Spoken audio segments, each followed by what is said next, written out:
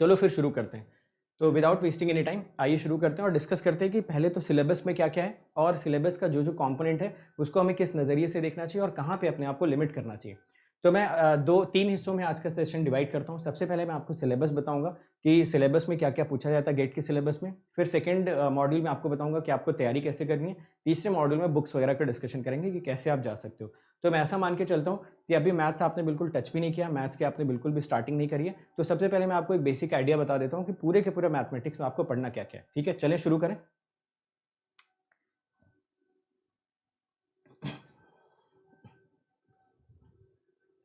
चलो तो जल्दी से कमेंट सेक्शन में लिख के बताइए और मैं इसका पीडीएफ शेयर कर दूंगा, तो आपको कुछ नोट डाउन करने की जरूरत नहीं, बस आपको ध्यानपूर्वक सुनते रहना है कि कौन कौन सी चीज़ों के बारे में मैं डिस्कशन कर रहा हूँ। और पहले तो पूरा सब्जेक्ट अपने दिमाग में मैप कर लो कि पूरा सब्जेक्ट होता क्या है। ठीक है, चलो शुरू करते हैं। तो देखो मेजरली अगर आप पूरा का पूरा सब्जेक्ट देखोगे ना, तो जो सबसे बड़ा चैप्टर होता है पूरे के पूरे मैथमेटिक्स में वो आपका होता है कैलकुलस। कैलकुलस के असल में तीन कंपोनेंट्स होते हैं। अगर इन तीनों कंपोनेंट्स को हम थोड़ा डिटेल में चर्चा करें तो कैलकुलस के तीन कंपोनेंट्स होते हैं, calculus of real variables, calculus of vector variables और कैलकुलस ऑफ कॉम्प्लेक्स वेरिएबल्स। तो जब भी हम मैथमेटिक्स पढ़ते हैं ना, तो ये तीनों चैप्टर्स हमें अलग अलग फॉर्म में दिखते हैं। जैसे जनरली हम लोग कैलकुलस जो पढ़ते हैं, जो रियल वेरिएबल वाला, उसी को हम कैलकुलस बोलते हैं। जबकि अगर आप अपने दिमाग में सोच के देखो, कैलकुलस वर्ड सुनते ही सबसे पहले आपके दिमाग में क्या आता है? जैसे आप कैलकुलस वर्ड सुनते हो आपके दिमाग में आता है डिफरेंशिएशन और इंटीग्रेशन। यही तो आपके दिमाग में आता है कैलकुलस वर्ड सुनते हैं। हालांकि कैलकुलस इससे बहुत बड़ा है, बट एक जनरल स्टूडेंट को या फिर एक आम आदमी को जनरली कैलकुलस सुनते यही दोनों विचार दिमाग में आते हैं। ठीक है, तो बेसिकली होता क्या है कि जब आप कैलकुलस की बात करते हो तो पूरा का पूरा जो गेट का सिलेबस है उसमें तीन तरीके के कैलकुलस आपको आने चाहिए।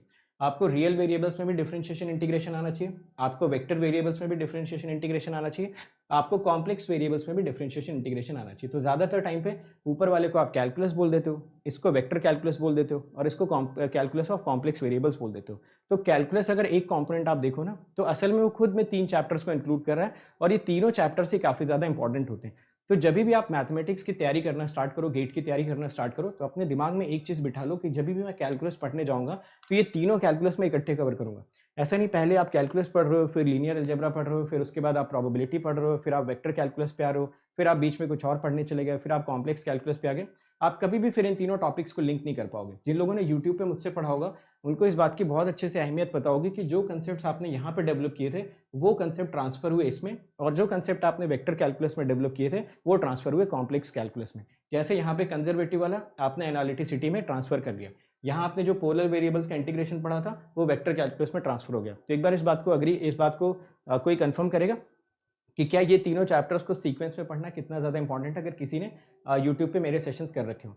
बाकी मैं आपको बाद में बताता हूँ आपको किस वे में आगे बढ़ना है, बट पहला जो सीक्वेंस है ना वो बहुत ज़्यादा इंपॉर्टेंट हो जाता है। आप रैंडमली इधर से उधर जंप मत करो, अदरवाइज जो आपकी लर्निंग होगी, जो आपका थॉट प्रोसेस होगा, जो नए क्वेश्चन को देख के एक बार में आंसर निकालने की एबिलिटी होगी ना, वो आप कभी भी डेवलप कर ही नहीं पाओगे, है ना। जब आप वेक्टर कैलकुलस पढ़ने होगे तो इंटीग्रेशन आपको ट्रबल करने लगेगा, क्योंकि यहाँ वाला इंटीग्रेशन आप भूल चुके हो।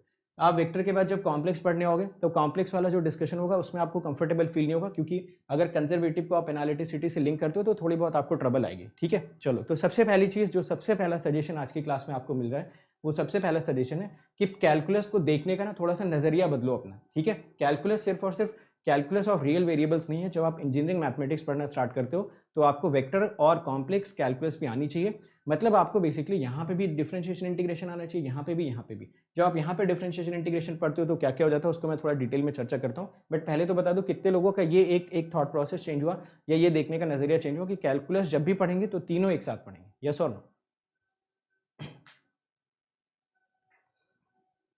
बोलते जाओ भाई, फटाफट बोलते जाओ। सेशन काफ़ी शॉर्ट है क्योंकि 9 बजे से आज आपकी बेस थ्योरम की भी क्लास है, उसमें मैं बिना फॉर्मूले लगाए आपको सारे के सारे बेस थ्योरम के क्वेश्चंस करके दिखाऊंगा। तो अगर आपको बेस थ्योरम के क्वेश्चंस लगाने में प्रॉब्लम होती है, आप उसके फॉर्मूले के पीछे भागते रहते हो, आप फ्लो चार्ट बनाते रहते हो, तो उसका भी एक सिंपल मेथड मैं आज की क्लास में आपको बताता हूँ। ठीक है, चलो तो ये पहला डिस्कशन जो है आई होप सभी को बहुत अच्छे से समझ में आ गया। अब आइए इनको थोड़ा सा ब्रेक कर लेते हैं कि इसमें क्या क्या पढ़ना है, उसके बारे में भी चर्चा करते हैं। ठीक है, तो सबसे पहले जब आप कैलकुलस ऑफ रियल वेरिएबल्स पढ़ना स्टार्ट करते हो यार, तो कैलकुलस ऑफ रियल वेरिएबल्स में कौन कौन सी चीज़ें आपको पढ़नी रहती है वो मैं आपको बता देता हूँ। कैलकुलस ऑफ रियल वेरिएबल्स में बेसिकली आपको क्या पढ़ना रहता है? आपको एक तो लिमिट्स पढ़नी रहती है, हालांकि बहुत सारे लिमिट्स के क्वेश्चंस अभी कम हो गए। कंटिन्यूटी आप पढ़ते हो, ठीक है, और साथ के साथ आप डिफरेंशियबिलिटी भी पढ़ते हो। ये तो एक अलग सेगमेंट हो गया, है ना। फिर उसके बाद ये तो एक अलग सेगमेंट हो गया, फिर आप एक दूसरा सेगमेंट पढ़ते हो डिफरेंशिएशन वाला। है ना। जनरली हमें यहाँ पे मेन डिफरेंशिएशन नहीं पूछा जाता, जनरली जो हमें पढ़ना होता है गेट के लिए वो पार्शियल डिफरेंशिएशन थोड़ा सा देखना होता है ना। पार्शियल डिफरेंशिएशन आप देखते हो, फिर उसके बाद आप एप्लीकेशन ऑफ डेरिवेटिव के बारे में थोड़ी सी चर्चा करते हो, मैक्सिमा क्या होता है, मिनिमा क्या होता है, एंड सो ऑन, है ना। तो ये पूरा का पूरा एक तरीके से बोल सकते हो डिफरेंशियल कैलकुलस हो गया। बाकी फिर आप इंटीग्रेशंस पे चले जाते हो, मल्टीपल इंटीग्रल्स की चर्चा करते हो, ठीक है। तो ये आपका कैलकुलस ऑफ रियल वेरिएबल्स हो गया। मोटा मोटा आपको ये पढ़ना होता है, हालांकि इसमें मीन वैल्यू थ्योरम्स भी आ जाते हैं, टेलर सीरीज वगैरह भी आ जाती है, बट मोटा मोटा आप ये मान के चल सकते हो कि आपको थोड़ा बहुत limits, continuity, differentiability, partial differentiation के बारे में अंदाजा लगाना, maximum minima of 1 variable, 2 variable, 3 variables तक हम लोग डिस्कस करते हैं। फिर बाकी यहाँ पे इंटीग्रेशन, सिंगल, डबल, ट्रिपल वो डिस्कस करते हैं। बाकी अगर एक दो मिसलिनियस टॉपिक्स इसमें देखोगे तो रूट्स की कैलकुलेशन का एक टॉपिक आ जाता है, इसमें आपका टेलर सीरीज आ जाता है, इसमें मीन वैल्यू थ्योरम्स भी आ जाती है, बट वो डिफरेंशियल कैलकुलस में ऑलरेडी इंक्लूडेड हो जाता है। इसके लिए सोर्सेज आप क्या रेफर कर सकते हो, एक तो जो यूट्यूब चैनल पे जाओ, प्लेलिस्ट खोलो, वहाँ पे मैंने कैलकुलस ऑफ रियल वेरिएबल्स काफ़ी डिटेल में और काफ़ी कॉम्प्रिहेंसिव तरीके से डिस्कस कर रखा है, आप उसको फॉलो कर सकते हो। बुक्स इसके लिए कौन से रेफर कर सकते हो वो लास्ट में मैं आपको समझाऊंगा, ठीक है। तो किताब की चर्चा लास्ट में करेंगे, बट अभी के लिए एक मोटा मोटा देखते जाते हैं क्या क्या चीज़ें हमको इस पर पढ़नी। फिर आपका आता है कैलकुलस ऑफ वेक्टर वेरिएबल्स, जिसको ज़्यादा पॉपुलरली आप लोग क्या बोलते हो, वेक्टर कैलकुलस, है ना। तो ज़्यादा पॉपुलरली आप इसको बोलते हो वेक्टर कैलकुलस। वेक्टर कैलकुलस में भी दो हिस्सों में मैं डिवाइड करता हूँ, एक तो जो डिफरेंशिएशन वाला सेक्शन हो जाएगा और एक तो जो इंटीग्रेशन वाला सेक्शन हो जाएगा, ठीक है। तो जो यहाँ पे आप डिफरेंशिएशन वाला सेक्शन पढ़ते हो उसमें जनरली आप किसकी बात कर लेते हो, डाइवर्जेंस की बात करते हो, ग्रेडियंट की बात करते हो, कर्ल की बात करते हो, ठीक है। ये डिफरेंशिएशन वाला सेक्शन हो जाता है। और जो इंटीग्रेशन वाला सेक्शन होता है उसमें आप लाइन इंटीग्रेशंस की बात करते हो, सरफेस इंटीग्रेशंस की बात करते हो, उसमें आप वॉल्यूम इंटीग्रेशंस की बात करते हो, और यहाँ पे आप कुछ इंपॉर्टेंट थ्योरम्स भी पढ़ते हो, जैसे स्टोक्स थ्योरम और डाइवर्जेंस थ्योरम, ठीक है। तो स्टोक्स और डाइवर्जेंस थ्योरम आप पढ़ते हो। चलो, तो ये हो गया एक इसका सिलेबस की क्या क्या इसमें पढ़ना है। तो अगर आप देखो तो डाइवर्जेंस, ग्रेडियंट, कर्ल और इंटीग्रेशंस में आपको ये चीज़ें पढ़नी होती है, बट कैलकुलस और वेक्टर वेरिएबल पढ़ने से पहले थोड़ा सा आइडिया वेक्टर अलजेब्रा का भी आपको होना चाहिए, है ना। तो ये थोड़ा सा बैकएंड पे आइडिया लेके आना। अब देखो एक बार ये बताना, कितने लोग ऐसे हैं जो ईसी इलेक्ट्रिकल या इंस्ट्रूमेंटेशन से और ये लेक्चर देख रहे हैं। तो अगर आपकी ब्रांच ईसी है, अगर आपकी ब्रांच इलेक्ट्रिकल, अगर आपकी ब्रांच इंस्ट्रूमेंटेशन है, तो मेरा एक छोटा सा सजेशन है कि जब भी आप वेक्टर कैलकुलस पढ़ना स्टार्ट करो तो EMFT वाला वेक्टर कैलकुलस और मैथ्स वाला वेक्टर कैलकुलस एक साथ पढ़ो। अगर आप दोनों अलग अलग पढ़ चुके हो तो दोनों को कंबाइन करके ना कॉमन नोट्स बना लो, क्योंकि जनरली होता क्या है कि जब आप वेक्टर कैलकुलस पढ़ते हो तो वहाँ पे मैथमेटिक्स में हम लोग सिर्फ और सिर्फ कार्टेशियन में ही हर क्वेश्चन को डील करने की कोशिश करते हैं, हर एक क्वेश्चन में कार्टेशियन के थ्रू ही सॉल्यूशन बनाते हैं। बट जब आप EMFT में पढ़ते हो तो आपके पास दो और कोऑर्डिनेट सिस्टम्स आ जाते हैं, जैसे कि सिलेंड्रिकल और स्फेरिकल कोऑर्डिनेट सिस्टम। तो जब भी आप लोग ईसी इलेक्ट्रिकल वालों के लिए एक सजेशन है, वेक्टर कैलकुलस आप मैथमेटिक्स में पहले अलग पढ़ लो, EMFT में अलग पढ़ लो, दोनों को शुरुआत में मिक्स मत करना। बट जब दोनों चीज़ें कंप्लीट हो जाएं तो आप दोनों को साइड बाय साइड नोट्स रखो और उनसे एक कॉमन नोट्स अपना बना लो। तो वहाँ से जो वेक्टर कैलकुलस आपका तैयार होगा ना, वो मैथ में तो आपको पूरी की पूरी मदद करेगा ही करेगा, आपको EMFT में भी नेक्स्ट लेवल पे लेके जाएगा, क्योंकि मैथ्स के कुछ एक्स्ट्राऑर्डिनरी कॉन्सेप्ट EMFT में यूज़ हो जाते हैं, EMFT के कुछ एक्स्ट्राऑर्डिनरी कॉन्सेप्ट्स मैथ्स में यूज़ हो जाते हैं। तो अगर आप ईसी इलेक्ट्रिकल इंस्ट्रूमेंटेशन के हो तो आपके पास एक एक्स्ट्रा एडेड एडवांटेज है कि आपके पास EMFT जैसा सब्जेक्ट है जो बहुत सारे मैथ्स के क्वेश्चन को डिफरेंट कोऑर्डिनेट सिस्टम्स में ले जाके आपके लिए ईजी बना सकता है। तो कितने लोगों को ये लॉजिक समझ आ गया कि वेक्टर कैलकुलस करते टाइम पे आपको एक कौन सी चीज़ इंप्रोवाइज करनी है? आ गया लॉजिक सबको समझ में? फाइन। तो यार ये चीज़ ज़रूर आप इंप्रोवाइज कर लेना जब भी आप कैलकुलस और वेक्टर वेरिएबल्स पढ़ना। अब बात कर लेते हैं कैलकुलस ऑफ कॉम्प्लेक्स वेरिएबल्स। तो कैलकुलस ऑफ कॉम्प्लेक्स वेरिएबल्स में आपको क्या पढ़ना होता है? कैलकुलस ऑफ कॉम्प्लेक्स वेरिएबल्स में अगर आप देखो तो यहाँ पे भी आपको दो ही चीज़ें पढ़नी होती हैं, ठीक है। एक तो आप डिफरेंशिएशन की तरफ चले जाओ और एक आप इंटीग्रेशन की तरफ चले जाओ, ठीक है।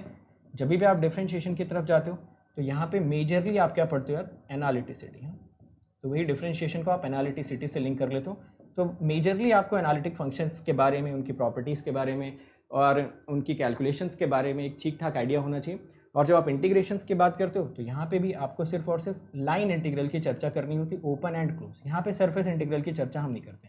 तो आप देख रहे होगे कि जैसे जैसे आप आगे बढ़ते जा रहे हो ना, वैसे वैसे आपका जो इंटीग्रेशन वाला सेगमेंट है वो थोड़ा सा ईजी होता जा रहा है। समझ आ गया? तो अगर आप रियल कैलकुलस की बात करते हो तो वहाँ पे तो सब कुछ पढ़ना होता है। वेक्टर में आते हो तो वेक्टर में आपको लाइन इंटीग्रल, सरफेस और वॉल्यूम तीनों पढ़ना होता है। बट जब आप कैलकुलस और कॉम्प्लेक्स वेरिएबल्स में आते हो ना, तो आप यहाँ पे सिर्फ और सिर्फ दो ही चीज़ों पे फोकस करते हो। एक तो एनालिटिक फंक्शंस की ठीक ठाक नॉलेज हो जाए, और इंटीग्रेशन में सिर्फ लाइन इंटीग्रेशन आपको पढ़ना होता है, ओपन और क्लोज। वहीं पर जैसे ही लाइन इंटीग्रल आपका क्लोज हो जाता है तो यहाँ पे आपके रेसिड्यू थ्योरम्स आ जाती हैं, है ना। तो फिर आप रेसिड्यू थ्योरम्स के बारे में पढ़ना स्टार्ट कर देते हो, काउचीज रेसिड्यू थ्योरम एंड ऑल। चलो ठीक है, तो जब भी आप कैलकुलस ऑफ कॉम्प्लेक्स वेरिएबल्स पढ़िए तो यहाँ पे भी एक डिफरेंशिएशन वाला सेगमेंट अलग और इंटीग्रेशन वाला सेगमेंट अलग। तो तीनों ही केसेस में आप ये चीज़ याद रखो कि डिफरेंशिएशन से रिलेटेड पैरामीटर्स कौन कौन से हैं और इंटीग्रेशन से रिलेटेड पैरामीटर्स कौन कौन से। फिर से मैं रिपीट कर देता हूँ, रियल वेरिएबल में डिफरेंशिएशन से रिलेटेड पैरामीटर्स हैं आपके partial derivative, maximum minimum, application of derivative, और उसके बाद मीन वैल्यू थ्योरम्स जो आप पढ़ते हो, टेलर सीरीज जो आप पढ़ते हो, ये सारे के सारे आपके होते हैं डिफरेंशिएशन से रिलेटेड। इंटीग्रेशन से रिलेटेड क्या क्या आता है आपका? नॉर्मल इंटीग्रेशन, डेफिनेट, फिर उसके बाद double integration, triple integration, area, volume, hyper volume, ये सब इंटीग्रेशन से रिलेटेड हो गए। सिमिलरली जब आप वेक्टर कैलकुलस में आते हो तो डिफरेंशिएशन से रिलेटेड कौन कौन से टर्म्स होते हैं आपका? कर्ल हो गया, डाइवर्जेंस हो गया, ग्रेडियंट हो गया। और इंटीग्रेशन से रिलेटेड कौन कौन से टर्म्स होते हैं? Line integral, surface integral and volume integral. Similarly जब आप यहाँ पे आ पाते हो तो यहाँ पे डिफरेंशिएशन से रिलेटेड टर्म होता है एनालिटिसिटी, और इंटीग्रेशन से रिलेटेड आपको सिर्फ और सिर्फ 2 बार लाइन इंटीग्रल और क्लोज लाइन इंटीग्रल कैलकुलेट करना होता है। तो आई होप यहाँ तक चीज़ें आपको बहुत क्लियर चल रही है, ये आप अब सेग्रीगेट कर पा रहे हो, अपने दिमाग में एक मैपिंग कर पा रहे हो कि मुझे किस डायरेक्शन में आगे बढ़ना चाहिए। चले आगे। चलो, तो ये 3 चीज़ें तो क्लियर हो गई आपको कैसे बढ़ना है। अब बात आती है डिफरेंशियल इक्वेशन की। तो डिफरेंशियल इक्वेशन में जब आप बढ़ते हो तो डिफरेंशियल इक्वेशन में 2 ही चीज़ें आपसे पूछा जाता है। एक तो इसका फॉर्मेशन, डिफरेंशियल इक्वेशन बनेगा कैसे, और एक बना बनाया डिफरेंशियल इक्वेशन देगा, उसका सॉल्यूशन आपसे पूछेगा। ठीक है, ये चीज़ पूछता है। फॉर्मेशन पे बहुत कम क्वेश्चंस आते हैं, है ना, इसका वेटेज बहुत लेस होता है। बट जो बना बनाया डिफरेंशियल इक्वेशन होता है उसके सॉल्यूशन के लिए तो पूरी गाथा लिखी जाती है, इसके लिए बहुत सारे मेथड्स लिखे जाते हैं। जब आप डिफरेंशियल इक्वेशन के सॉल्यूशंस लिखना स्टार्ट करते हो ना तो इतने सारे मेथड्स आ जाते हैं कि हम कंफ्यूज हो जाते हैं क्वेश्चन में देख के कि हमें कौन सा मेथड फॉलो करना चाहिए। तो उस मेथड का मैंने पूरा का पूरा एक फ्लो चार्ट आपको बनवा रखा है। जब मैंने क्रैश कोर्स करवाया था मैथमेटिक्स का, तो क्रैश कोर्स में आप जाके जो सॉल्यूशन वाले ना उसका फ्लो चार्ट जरूर देख लेना सभी लोग। अदरवाइज जो हम लोग इस चैनल पे करेंगे तो इस चैनल पे भी मैं फ्लो चार्ट बनाऊंगा कि क्वेश्चन में देख के आपको पता कैसे चलेगा कि मैं मेथड कौन सा लगाऊं, है ना। डिफरेंशियल इक्वेशन जब तक अलग अलग मेथड्स पढ़ते हो, एग्जैक्ट कोई टीचर पढ़ाता है तो एग्जैक्ट के क्वेश्चन लगने लगते हैं, बर्नौलीज का यूज़ बताता है तो बर्नौलीज लग जाते हैं, लीनियर डिफरेंशियल इक्वेशन बताता है तो लीनियर लगा के कर लेते हैं, होमोजीनियस बताता है तो होमोजीनियस कर लेते हैं। बट एग्जाम में जब एक क्वेश्चन आता है तो हम उसको देख के कैसे जज करेंगे कि हम इसमें मेथड कौन सा लगाएं। फाइन, तो उसके लिए फ्लो चार्ट एक मेथड होता है। तो अगर आपको वो फ्लो चार्ट आता है अच्छी बात है, अगर नहीं आता है तो आप अभी अगर पढ़ना चाहते हो तो मेरे क्रैश कोर्स में जाकर देख सकते हो। बाकी कॉम्प्रिहेंसिव में पढ़ना चाहते हो तो थोड़ा सा आपको इंतजार करना पड़ेगा। मोटा मोटा डिफरेंशियल इक्वेशन 2 हिस्सों में डिवाइड होता है, सॉल्यूशन निकालने में और डिफरेंशियल इक्वेशन का फॉर्मेशन करने में। अब यहाँ पे कभी कभी आपसे ऑर्डिनरी डिफरेंशियल इक्वेशन के क्वेश्चन आते हैं और पार्शियल डिफरेंशियल इक्वेशन के क्वेश्चंस भी आते हैं। पार्शियल का वेटेज कम होता है बट पढ़ के जाना जरूरी होता है क्योंकि क्वेश्चन का नेचर बहुत सिंपल होता है और बहुत ही रिपीटेटिव टाइप के क्वेश्चंस आते हैं, तो इसमें बहुत ज़्यादा थीसिस करने की जरूरत नहीं होती। ये मैं गेट के लिए बता रहा हूँ, ठीक है। अगर आप पीएससी की तैयारी कर रहे हो तो आपको पार्शियल डिफरेंशियल इक्वेशन भी काफ़ी डिटेल में पढ़ के जाना होता है। इनफैक्ट इस बार पार्शियल डिफरेंशियल इक्वेशन से काफ़ी डिटेल में क्वेश्चन पूछे भी गए थे। बट एज लॉन्ग एज आप गेट की तैयारी कर रहे हो, पार्शियल डिफरेंशियल इक्वेशन का जो एक रिपीटेटिव पैटर्न है, जो रटे रटाए क्वेश्चंस आते हैं, उन्हीं के बेसिस पे आपको पार्शियल डिफरेंशियल इक्वेशन पढ़ के जाना। तो आई होप डिफरेंशियल इक्वेशन में भी आपको समझ आ गया। फॉर्मेशन और सॉल्यूशन 2 कैटेगरी के क्वेश्चंस आपसे पूछे जाते हैं। तो अभी तक आप जितना चीज़ें देख रहे हो, असल में कैलकुलस और डिफरेंशियल इक्वेशन ये फ्लो भी आपके साथ ऐसे ही आपको मेंटेन करके रखना है। जब आप कैलकुलस पढ़ोगे तो उसके 3 सेगमेंट्स को पहले कवर करना, उसके बाद अगर हो सके तो डिफरेंशियल इक्वेशन वाले चैप्टर्स पे आ जाना, क्योंकि यहाँ पे अगेन आपका इंटीग्रेशन वगैरह की नॉलेज दोबारा से टेस्ट हो जाएगी और जैसे आपके इंटीग्रेशन वगैरह की नॉलेज टेस्ट होगी, पिछला ज्ञान आप यहाँ पे लगा सकते हो। It's time to experience something glorious. Unacademy Combat. Compete, crack, conquer. A challenging GATE contest engineered to give you an experience like none other. Where you put your knowledge to test. and battle it out with the best. To bring out the best in you, Unacademy Combat is the most competitive, gamified contest for GATE till date, with the best of the questions by best educators. With detailed video solutions from top educators right after each contest. Combat live with peers to get real-time rankings and win big. Participate in every contest to improve your ratings. Challenging contests every fortnight or alternate Sunday. Live ranking after every question. Big rewards for top rankers. Your passion to crack GATE deserves this. Your hard work towards your dream deserves this. Fuel your inner fire for the ultimate GATE challenge. Unacademy Combat. Register now.